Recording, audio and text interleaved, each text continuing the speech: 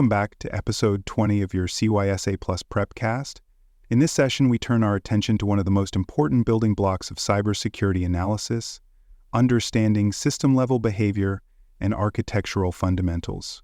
As a cybersecurity analyst, your ability to detect, investigate, and respond to threats is largely dependent on how well you understand the systems you are protecting. From operating system behaviors to hardware interactions, virtualization layers to cloud configurations, the concepts covered in this episode form the blueprint of the environments you'll be expected to monitor and defend.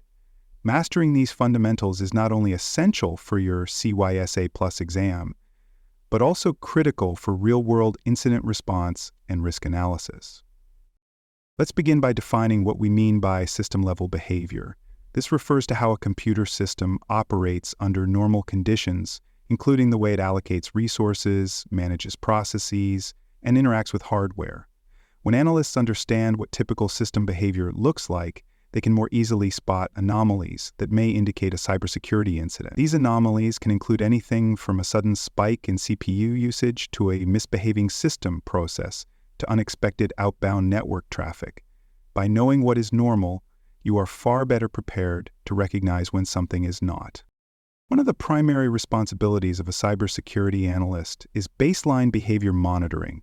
This involves documenting the expected performance and usage patterns of systems, including metrics for CPU, memory, disk I/O, and network activity.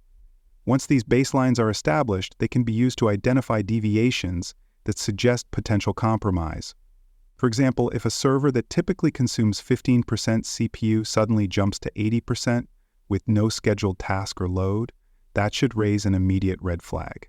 Analysts use this approach to guide triage, investigation, and containment decisions.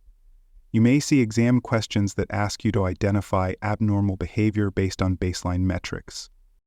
Recognizing these deviations requires fluency in process behavior. Analysts need to know how systems schedule, launch, and terminate processes.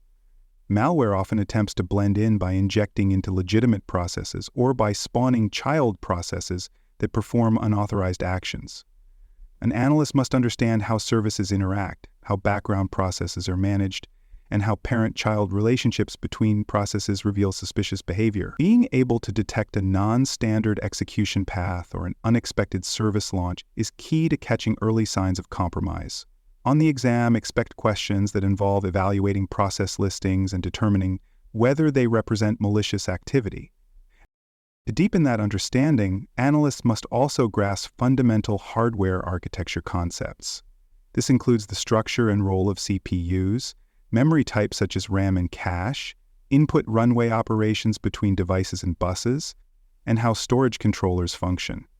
Attacks such as buffer overflows and kernel-level exploits often depend on manipulating how data is handled at these lower levels. If you know how memory is allocated and how execution privileges are managed, you are more likely to detect techniques such as privilege escalation or code injection. The CYSA Plus exam may present scenarios involving abnormal resource usage or behaviors caused by low-level attacks. Kernel-level activity is especially important to understand. The kernel is the core component of an operating system, responsible for managing hardware interactions, scheduling processes, and handling memory. Rootkits, which are a type of malware designed to gain root-level access and hide from detection, often operate within the kernel. Analysts should be able to recognize behaviors that suggest a compromised kernel, such as unexplainable hidden processes, modified system drivers, or irregular interrupts. This knowledge is critical not just for detection, but for understanding when standard endpoint protection tools may fail to identify the threat. System behavior also includes software and operating system interactions. This encompasses how applications make system calls to request services from the OS, how shared libraries are used across different programs, and how inter-process communications are structured. If a user-level application is making system calls in a way that bypasses standard input validation, it may indicate exploitation. Analysts who understand these interactions can trace back behavior to determine whether an exploit has been executed or whether system integrity has been compromised. These are the kinds of deeper insights that help distinguish a proficient analyst from someone just reading alerts. Virtualization is another critical architectural concept. Virtualization allows multiple operating systems to run on a single physical machine using a hypervisor. Analysts must understand the types of hypervisors, how isolation is maintained between virtual machines, and how attackers can exploit vulnerabilities such as hypervisor escapes or misconfigured virtual networks. For example, if two virtual machines are unexpectedly able to communicate without segmentation, that could indicate a misconfiguration or even malicious intent. You may be tested on your knowledge of virtualized architecture, especially how to monitor and secure it properly. Closely related is containerization. Unlike traditional virtualization, containers share the same operating system kernel and are isolated at the process level. This creates performance benefits but also introduces unique security challenges. Analysts must understand how containers are deployed, how their permissions and dial system layers are managed, and how they are networked. Improper container configuration can lead to escape attacks where the attacker breaks out of the container and gains control of the host system. On the CYSA Plus exam, expect questions that focus on identifying insecure container practices or explaining how to secure a containerized environment. Serverless architectures also fall under modern architectural models. These platforms allow developers to run functions without managing the underlying infrastructure. While this offers agility and scalability, it also obscures visibility for security teams. Analysts must be aware of the security implications, such as events-triggered execution, temporary storage misuse, and insecure API endpoints. Monitoring in a serverless environment may rely more on cloud NAT tools and less on traditional host-based agents. The CYSA Plus exam may test your ability to recognize vulnerabilities in serverless design and suggest appropriate monitoring strategies. Understanding system architecture and behavior at this level requires a lot of study and practice, but it also gives you the confidence to respond effectively to the full spectrum of threats. By knowing how systems are supposed to work, both at the software and hardware level, you are more capable of recognizing when they are being manipulated or exploited. These skills do not just apply to exam questions, they are directly transferable to daily tasks in real SOC environments, vulnerability assessments, and red team exercises.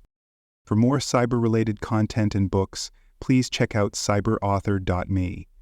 Also, there are more security courses on cybersecurity and more at baremetalcyber.com.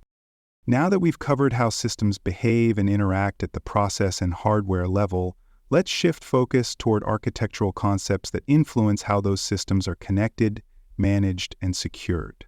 Understanding architecture gives analysts the framework to contextualize behavior.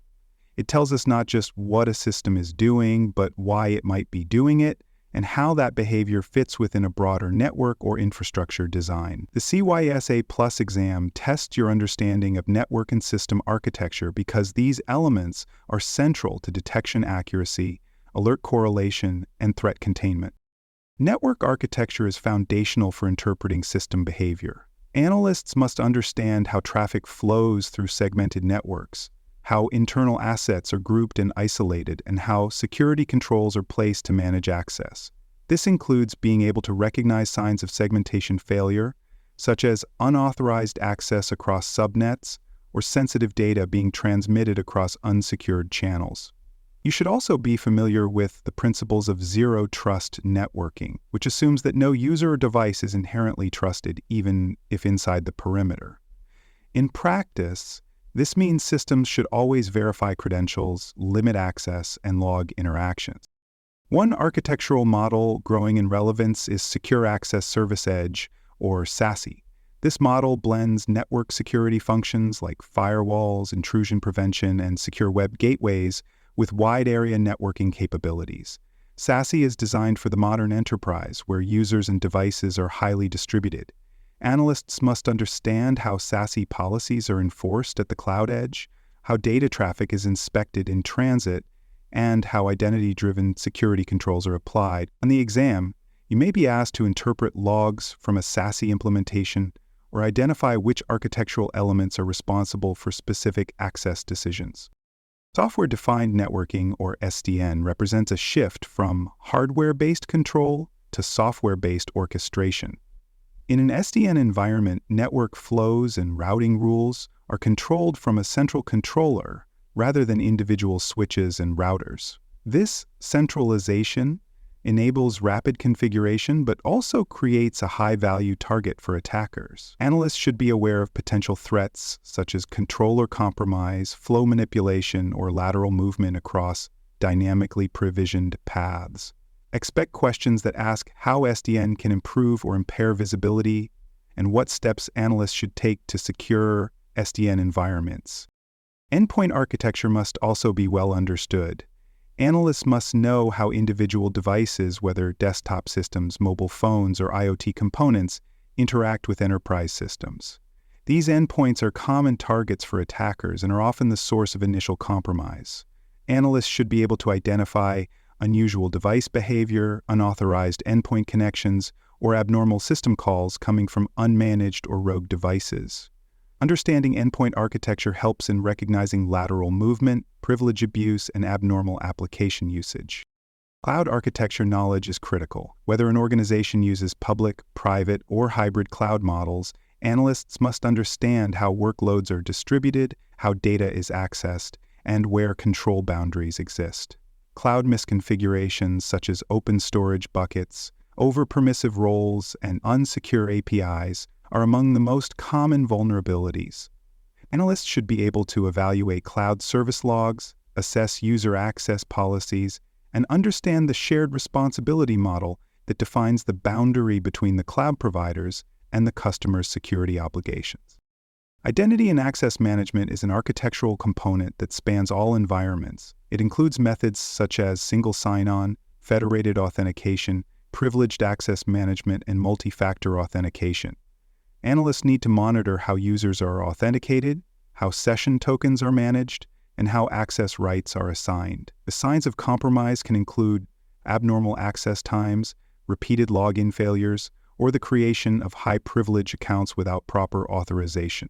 Expect the exam to challenge your ability to recognize misconfigurations or suspicious access behaviors within IAM systems. Encryption architectures play a key role in securing data in transit and at rest. Public key infrastructure is used to manage digital certificates and public-private key pairs, enabling secure communication across untrusted networks. Analysts should understand how certificates are issued, validated, and revoked, and how SSL or TLS encryption secures traffic.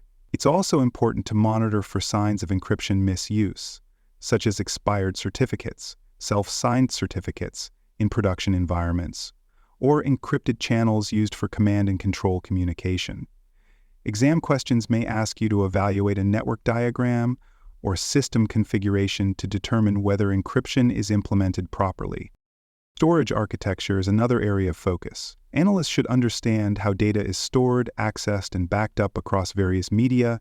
This includes knowledge of storage area networks, network-attached storage, and cloud-based storage systems.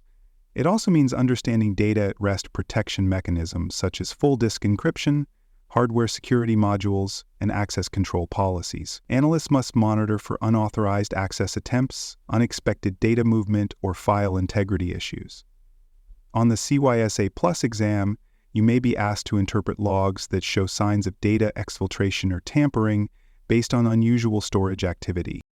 Hardware-level threats require a unique approach. These threats include firmware attacks, BIOS or UEFI tampering, and hardware implants. Analysts must understand how to detect changes in firmware versions, how to verify secure boot processes, and how hardware root-of-trust mechanisms help maintain integrity. These attacks are often stealthy and can persist across operating system reinstalls. Analysts should also be aware of signs such as unexplained device resets, unauthorized configuration changes at boot, or inconsistencies in system reporting. The exam may present symptoms that hint at deeper hardware compromise and test your ability to respond appropriately. Finally, disaster recovery and backup architecture round out system-level fundamentals. Analysts must understand how recovery point objectives and recovery time objectives guide the backup strategy. These objectives determine how much data can be lost and how quickly systems must be restored following an incident. Analysts should be involved in testing backups, validating restore procedures, and ensuring that backups are protected from ransomware and tampering. The CYSA Plus exam may challenge you to choose the most effective recovery strategy based on system role, business impact, and incident scope. To wrap up this episode, system architecture provides the lens through which all technical activity is viewed. When analysts understand how systems are built, how they function, and how they are interconnected, they gain the ability to detect sophisticated attacks and prevent cascading failures. System-level awareness does not exist in isolation. It influences everything from alert triage to forensic analysis to long-term infrastructure planning. Solidifying your knowledge of architecture fundamentals gives you the confidence to analyze any environment and the technical credibility to communicate your findings effectively. Keep building your architectural literacy and exploring new environments, and you'll be well prepared for both the CYSA Plus exam and the analyst role ahead. Thanks for listening. To learn more about cybersecurity, please visit baremetalcyber.com. There you will find best-selling books, videos, and even more free cybersecurity training courses. Please subscribe to the Prepcast and our various podcasts. And thanks for listening.